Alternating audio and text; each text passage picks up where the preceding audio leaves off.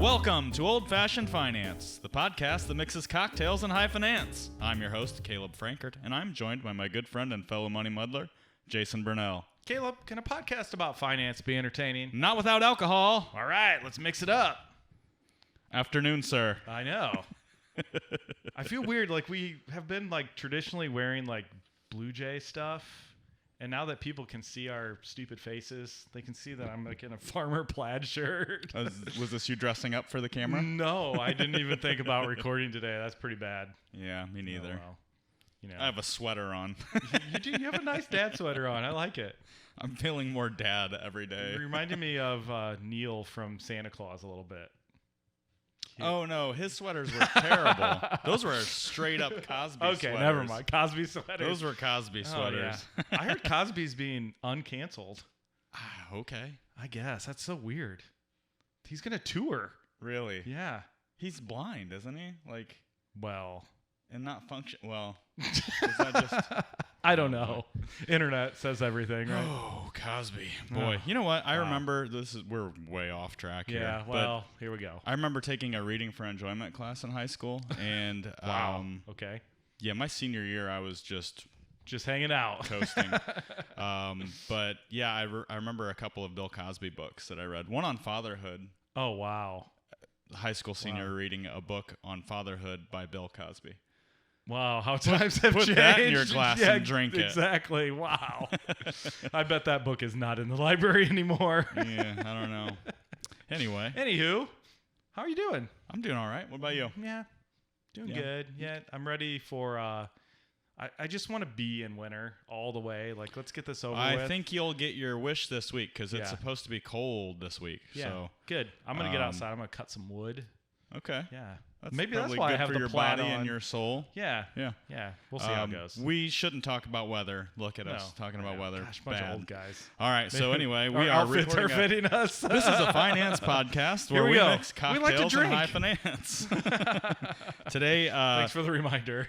Today, basically, what we're doing is we're continuing with our New Year's resolutions and our really the logical order, budgeting and setting up our various savings accounts. We talked last week in a lot of depth, as much depth as you can go in 28 minutes and some change, about how much you should be putting into your retirement plans, why that 15% rule makes sense. This week, we're going to get a little bit further into the weeds. With the types of plans that are available. It is very important because now you're executing the plan. Right. And these questions come up a lot, like, can I use all these options that I have? And quite frankly, how do they work? And most people don't understand all the options that are available to them. Right, exactly. So we're going to get into some of those details. We'll talk about various employer-sponsored plans. We'll talk about plans that are available to public employees. Sure. And then plans that are really available to everybody that's working. Yep. And we'll kind of get into the order of how to fill those different buckets and which buckets to fill. So sweet. Yeah, it's going to be a good one. But first, let's drink. Fill this bucket. Fill my this belly. I like that. That's good. All right, Jason. So today we have a very... This has gin in it. I can smell it already. Yes, it does. And lemons. This one, I'm a little nervous about the lemon, but we'll see. I thought you liked lemon. I love lemon. I don't like them in alcohol typically. That's weird. I like limes. It's just a squeeze. So today we're drinking something called the Royalty cocktail. Ooh. Not royalty. Royal tea. Like black cocktail. Tea. Yeah. Okay. I'm nervous about black tea. I'll tell you why. Why? Okay. I do drink herbal tea in the winter sometimes. Sure. I enjoy it. Whenever I've had way too much coffee, but I still want something warm, and I'm shaking and going back to the coffee pot, it's like, yeah, maybe I should make a tea instead. I tried to switch from coffee to black tea a long time ago, and it didn't work well for me. It just ripped my stomach to shreds. Ooh. Wow. I guess I didn't know. You sure that isn't like the coffee? It's one of two things. Okay, so one, it could be that it was right before I got the flu, and my stomach was awful. I think that's a good odds. So, but you know how sometimes you associate like the last thing that you had with the sickness that comes afterwards, and it no fault of the tea, I got really sick. So, you know how much black tea I drink in a week? I mean, it's gallons. 7 gallons, gallons, maybe 7 gallons. but it's a lot. No, just 7T. 7T? You asked how much. I said 7. That sounds like an IRS code right there. Yeah. Oh, you got the 7T going on. 7T. Well, the other thing it could be, actually, I eat very healthy, right? I read something that said black tea acts as a scrubber for your inside. So it might have just been the tea working and just scrubbing all of the garbage that I put into my body. You need a cleansing, boy. Yeah. So anyway, the Nice. royalty cocktail today, isn't it that's a pretty drink. Yeah, no, I like the color. Kind of looks like a summer drink. Better than the Grinch punch we had last week. Yeah, that was just okay. Yeah. So anyway, what we've got here, you've guessed it. 1.5 ounces of dry gin, London dry gin. Okay. We used Tanqueray, which we typically will in these types of cocktails. 2 ounces of freshly brewed Earl Grey tea. Yes. Earl Grey being a black tea. And I think, what was the bergamot? Is that the other? I don't know. It doesn't matter. Something else. Some kind of black tea. Yeah. We just put a splash of lemon juice in there, fresh lemon juice. A teaspoon of sugar. Yes. A lemon wheel to garnish, and away we go. So let's I don't try know. it, brother. This might be one of my favorites. I love tea, so here we go. All right.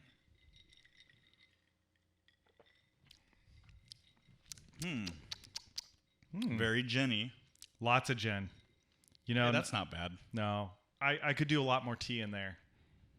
Dang, I think you could drink this in the morning and not really notice that you're drinking. It's gin still, though. It kind of sneaks up on you. That's true. The clear ones kind of hit you a I'm little like faster. 4 gin and tonics in, and I'm like, why can't I walk? And then you're like, it's only 10 o'clock in the morning. The I whole have bottle work of to Norlitz do. is gone. Oh. I don't. All That's like drinking. That's like drinking gin. It's a little too Jenny for me. Oh, I definitely get the tea in there, though. Do you? I do. Try again. Try Okay, again. all right, here we go. You know how it is with, like, sampling whiskey. It's always the second taste. Oh, it's very good though. I think gin and tea are someone real That's smart. interesting.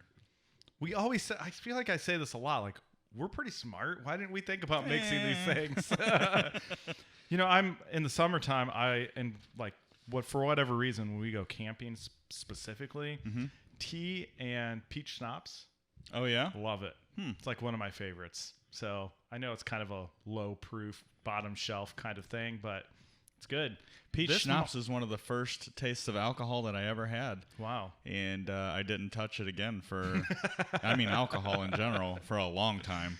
Well, It I was a understand. long time. If you drink just peach schnapps, From the bottle. yeah, from the bottle in my your uncle's I garage. was gonna say in your friend's basement. Totally makes sense. We weren't supposed to be drinking that. I so. understand. It was probably not peach schnapps. I like this because it mixes caffeine and alcohol, and Always a good combo. Always a good combination. Yeah, What could go wrong? We like right? that, like Kentucky coffee too. I mean, Yeah. I've done that. at Irish home. coffee. Yeah. Yeah. All that's real good. Sweet. I think you could really jazz this up too, depending on how you like your tea. If you like a lot of sugar, some people do some people put cream in their tea? yeah. I mean, You could. I don't know if you'd That's want an to do that with English thing gin, to do. but yeah, I don't know.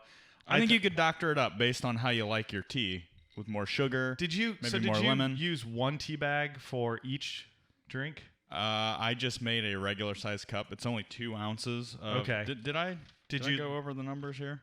No, you didn't. 1.5 ounces of gin, Okay. 2 ounces of Earl Grey tea, Got a it. splash of lemon juice, and a teaspoon of sugar. Okay. To taste. Okay, I see. There's not a lot of tea. So I just in there. made a regular strength, regular unleaded Earl Grey tea, Okay, and then split it between the two of us.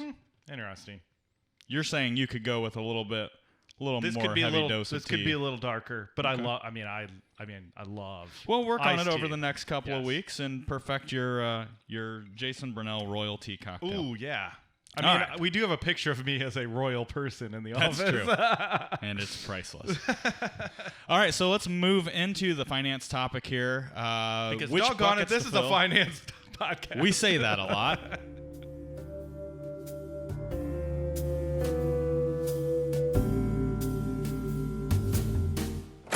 What we're going to be focusing on here really is when we say which buckets to fill, we're talking about how to maximize the retirement plans that we have available. Right. So chances are, to get to that 15% number that we've been talking about, sorry if we continue to beat the dead horse, but we've got a theme going here, Yes, okay? yeah. We'll move on Roll soon. with it. Come on. We'll move on soon. All right, so if we're looking at where to put this 15%, Look, chances are really we're probably not going to run out of options. If we're running out of options, we've got a real good problem. And I think you're like got an income situation that's sweet. Yeah, that's a you're looking at non-qualified accounts, which is okay when you're in that category. Right. But I think we can even run through a case study or a recent appointment that I had with a client just to kind of show how many options are really out there. So first, let's talk a little bit about the types of employer plans available. Sure. I mean, in general, Jason, for most people going to work, a 401k, or I guess if we're sticking with like the private sector maybe, or the corporate world, some kind of a profit sharing or a 401k, right? With a match. We've talked about that. Yep. That's typically going to be the first place that we go. Yeah. I mean, most of the time you're going to hear us say get all the free money you can get. 401k plans, almost as a rule, have some kind of match. Yep. And there are times when employers decide not to have a match in a 401k plan. It's not very often, but there are a couple that I can think of here in town, actually. Sure, but I am definitely for a 401k, mostly out of convenience. I mean, right out of your paycheck, right into your investment account. There's a vesting schedule. All that means is the money is, if there's a match going in, all the money you put in is yours. That's just the 100%. Way it is. But if there's a match going in, you might have to be at the employer for a little while before it all becomes yours. And I believe the rule is 5 years. It's 100% vested. I think that might be. Some of them have shorter vesting schedules too. Yeah, but I think that's the max. But anyways, the point is it's convenient. You often get free money, and it is a great first place to start saving for retirement. Yeah. I think probably one of the most common accounts. Yeah, I would say nowadays it is probably the most common account, unless you're working with a small business or something like that. But right.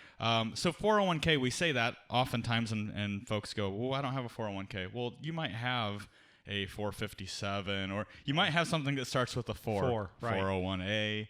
And these are all just, don't get confused. Like, this isn't like some kind of like, crazy algorithm that only financial planners have figured out. It is an IRS code. Like, that's where the numbers come from. But 403Bs are really common. 401Ks, 457s. All of these things are kind of types. But then there's some that don't have numbers, like a simple IRA. Well, yeah, simple IRAs or SEPs. Even if you think about like, and this just came to me with like a pension. Employee stock purchase plans. Sure, yeah, ESOP. Just flat out profit. There are some profit sharing plans that are different than a 401k. But yeah, there's a lot of different options. I would say chances are if it starts with a 4. yeah. It's an employer plan. Employer retirement. Yeah. So I think on this, like, not to like get too far in the weeds. I like the weeds. We know you're a tax guy.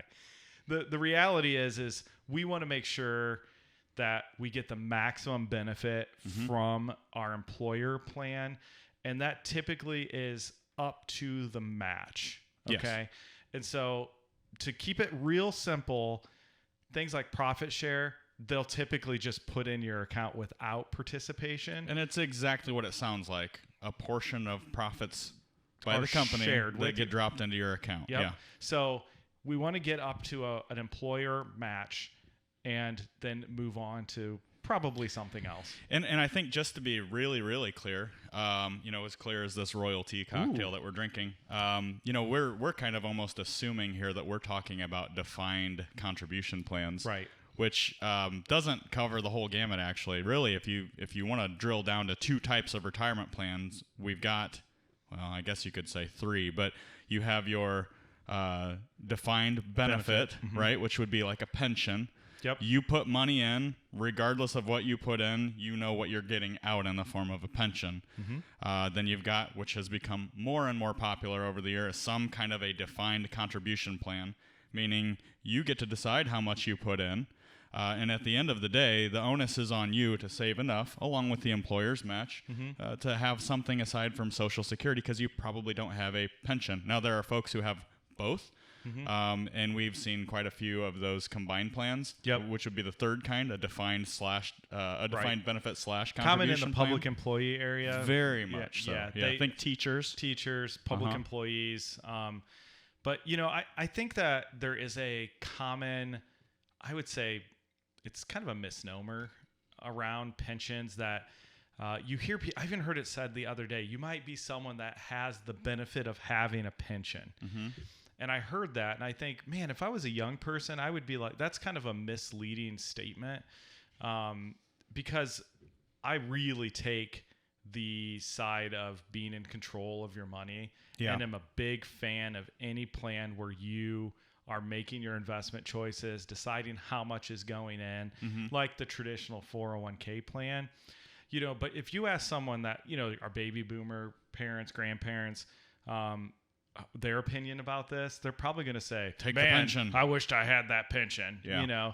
And the reality is a lot of times you get to retirement's doorstep and it isn't exactly what you think, or the age of exactly when you can retire is determined by someone else.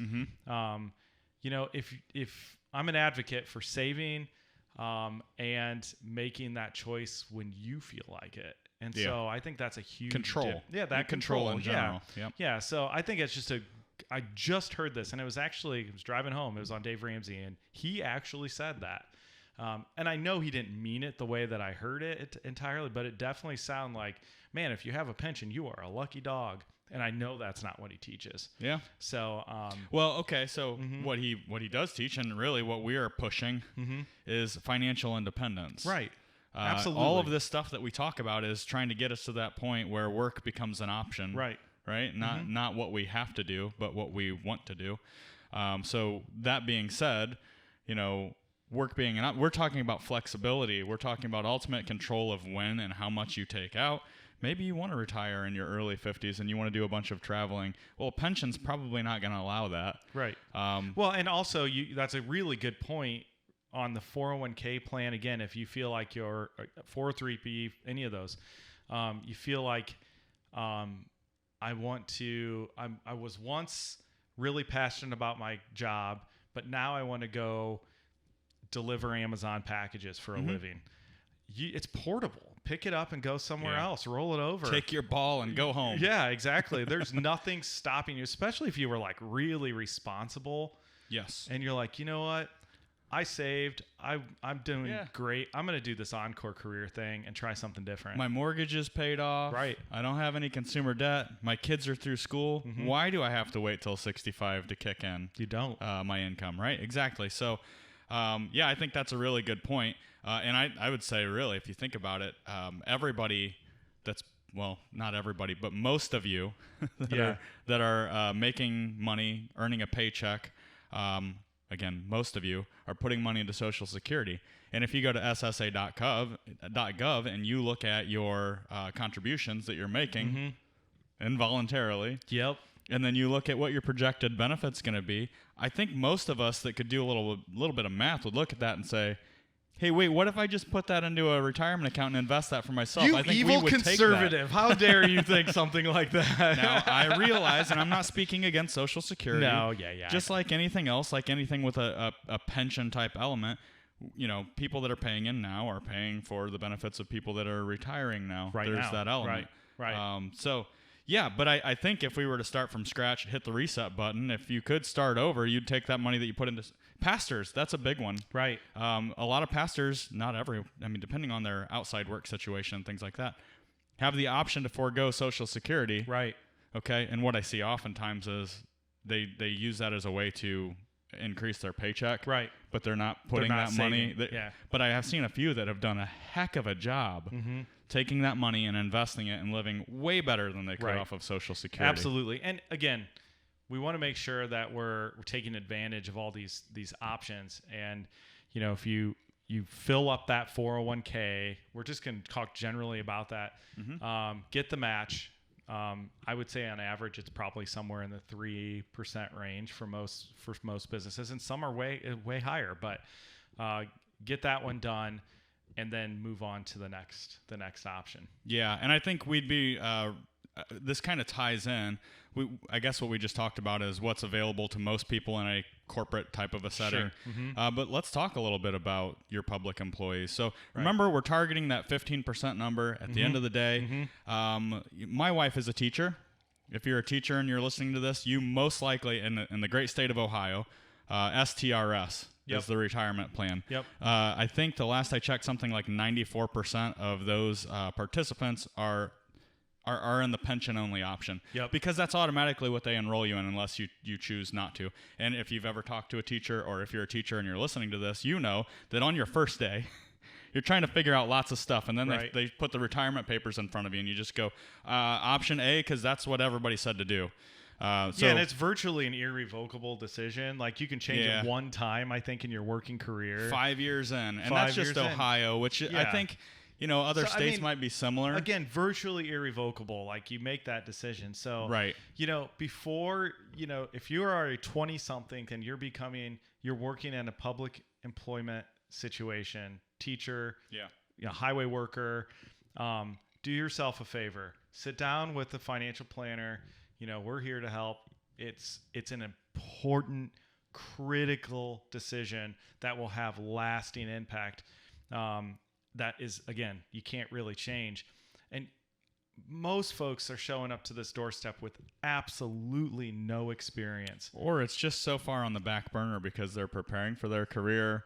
Like I say, in the case of a teacher, you've got lesson plans to figure out. You've got a bunch of new kids that you're going to, You're excited about your career. Right. I mean, that's just something that most people don't even remember signing up for it. But you sign the papers. So I have one that's like really an interesting example on this exact topic, which is I had a public employee who became a teacher. So that's possible. Okay. Yeah. In the state of Ohio, it's OPERS, Ohio Public Employment Retirement System. And then when they became a teacher, it was STRS, State Teacher Retirement System. Let's not forget about SIRS, too. Yeah, I know. We'll get past that. But so when they were in high school, they were weed whipping along the highway. Yeah. And as a 17-year-old, they selected their pension option. Yeah. And think like coaches. Right.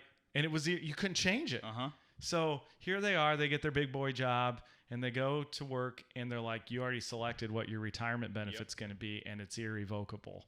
Nuts.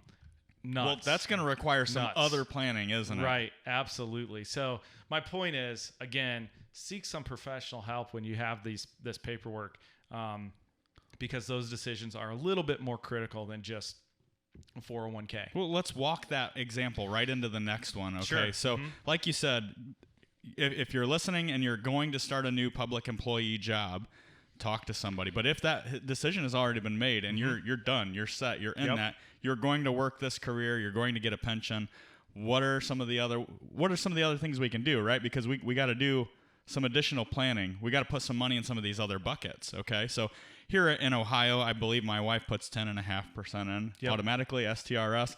Now they match, that's to fund her pension.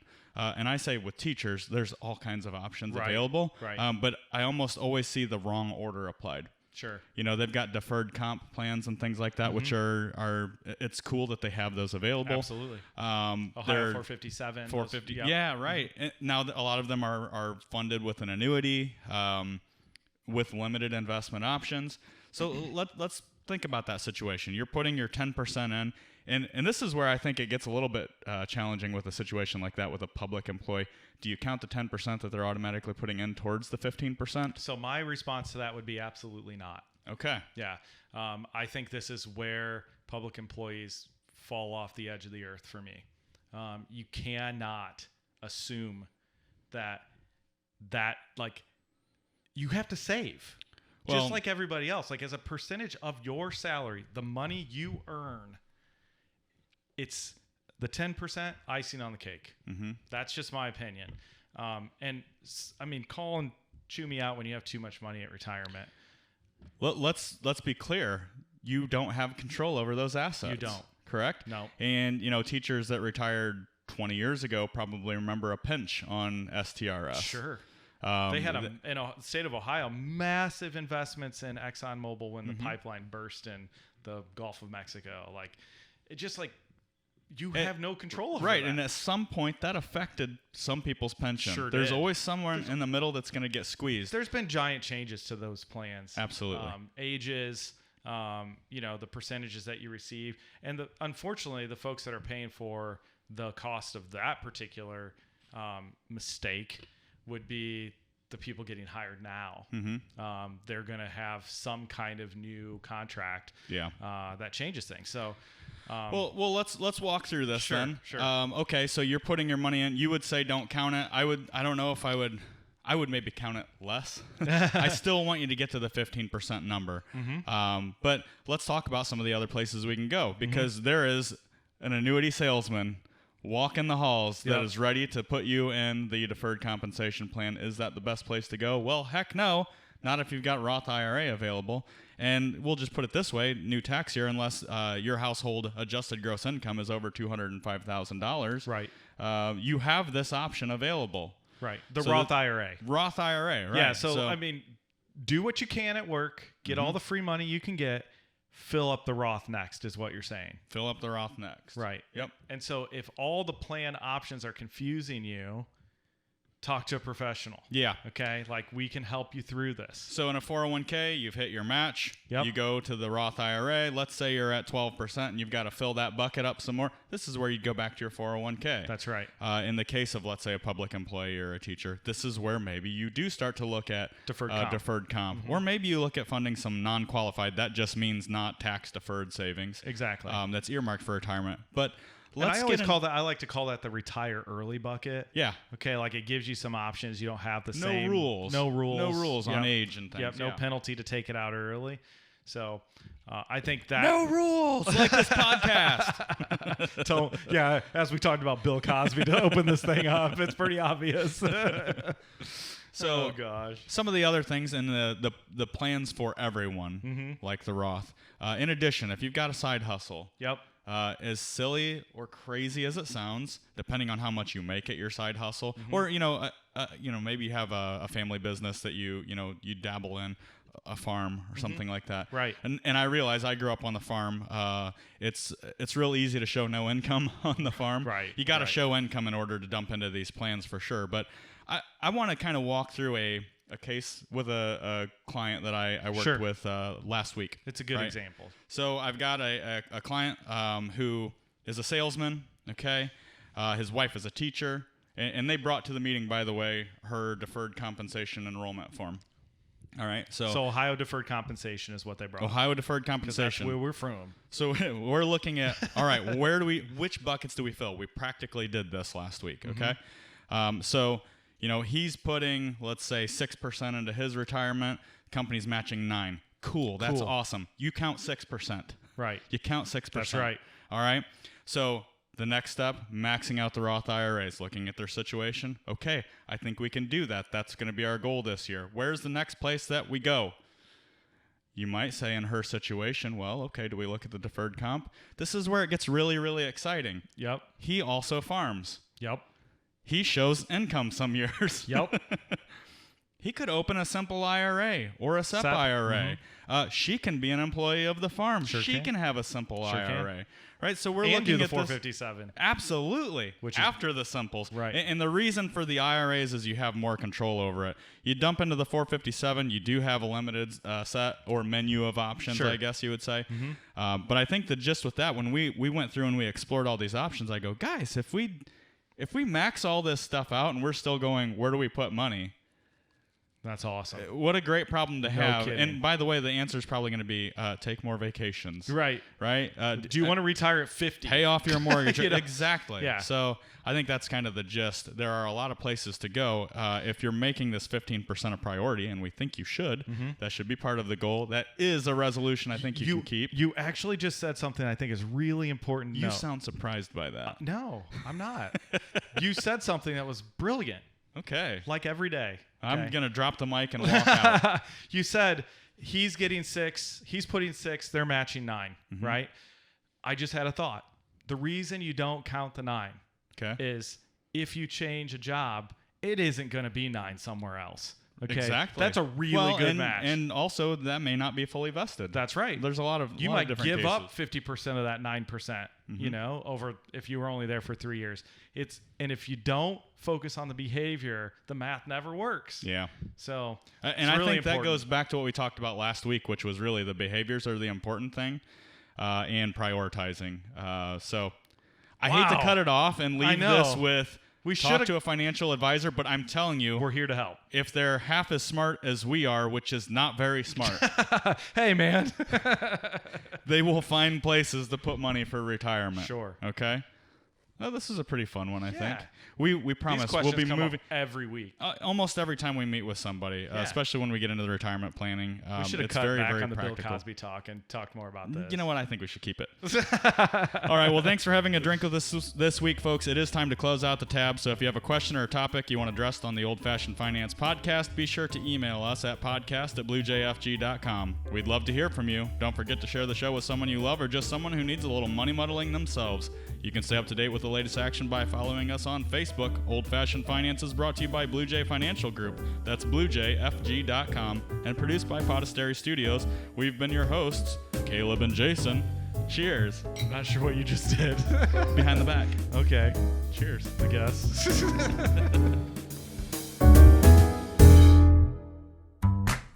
Blue Jay Financial Group, LLC. Blue Jay is a registered investment advisor registered with the state of Ohio. Registration does not imply a certain level of skill or training.